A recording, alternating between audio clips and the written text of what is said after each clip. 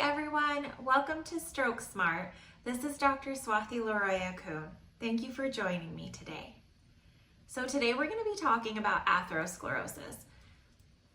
I know it sounds like a really scary word, but let me break it down to you. It's very simple. Atherosclerosis means plaque buildup. And so it's one of the leading causes of ischemic stroke. And if you're wondering what a stroke is, please refer to one of my prior videos discussing the different types of strokes.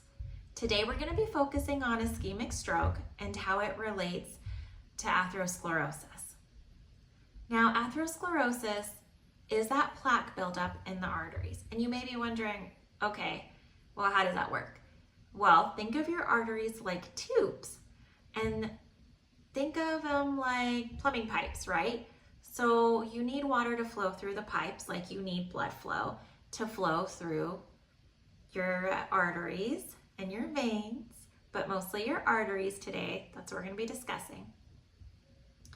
So let's talk about how atherosclerosis affects this.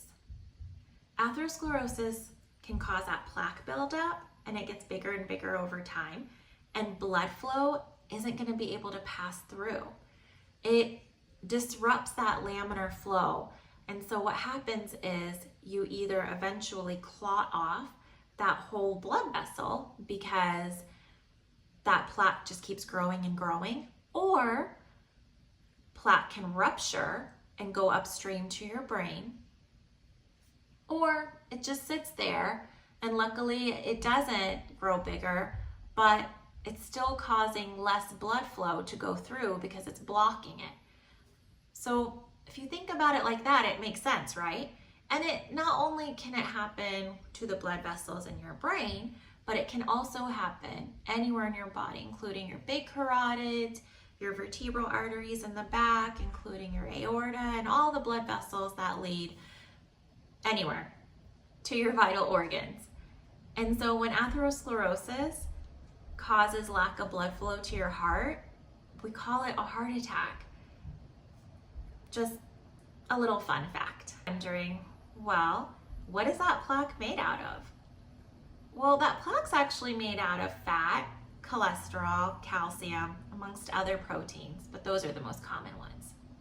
And you're right, we do need fat and cholesterol and calcium in our body. We're made up of that. But we need a certain amount. Too much of a good thing is never a good thing, right? Like when we were kids and we eat too many sweets and our bellies start hurting. It's kind of like that, but more of a grown-up issue. Now, some ways to try to control that plaque buildup is to measure your cholesterol. And so how do we do that? Well, one of the best ways is to see your primary care doctor for your yearly check, right? And to get what's called a lipid panel. A lipid panel breaks down the different types of cholesterol in your body. And one of the big numbers that we look at is your LDL cholesterol. And so think of LDL as being bad.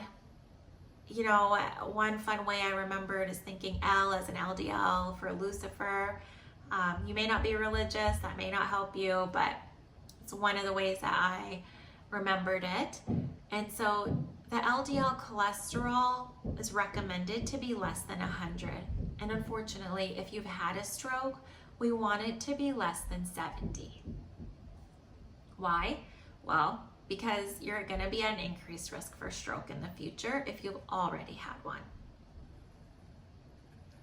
Some common ways to reduce your cholesterol, besides using statins, which I know are very controversial, are to exercise regularly, to eat a healthy diet, mainly of fruits and vegetables, healthy fats, less red meat and saturated fats, as well as smoking cessation.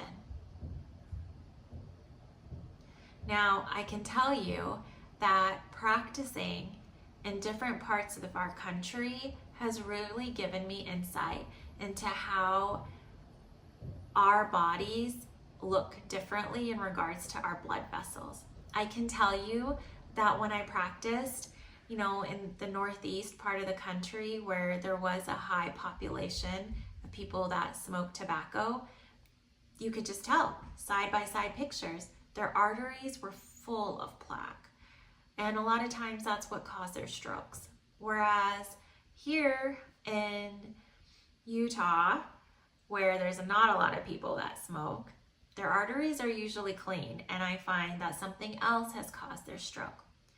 If you're interested on some of these stories that I have, please let me know. I'd love to share some of the things that I've experienced practicing all over as a teleneurologist. But back to our main point of discussion today, which is that atherosclerotic disease. So what are some common risk factors for developing atherosclerosis? Well, high cholesterol, but also diabetes and high blood pressure. And unfortunately, if it's in your genetics, that also increases your risk, as well as smoking and sedentary lifestyle. Got questions regarding atherosclerosis or LDL or other forms of stroke or causes of stroke, please let me know. I'm still making videos for you, and I'm hoping that if I can help at least one person, then my goal is fulfilled. Thanks so much. Please like this video and please keep subscribing.